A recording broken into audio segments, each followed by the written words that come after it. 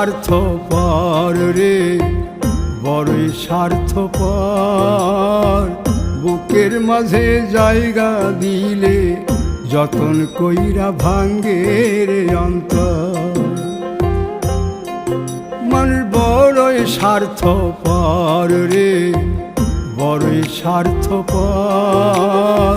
বুকের মাঝে জায়গা দিলে যতন কইরা ভাঙ্গে রে অন্তর। অচিনা এক জংলা পাখি যতন কইরা বুকে রাখছি, বুকের পাজর ভাঙ্গা সে যে সাজায় অন্যের ঘর রে, সাজায়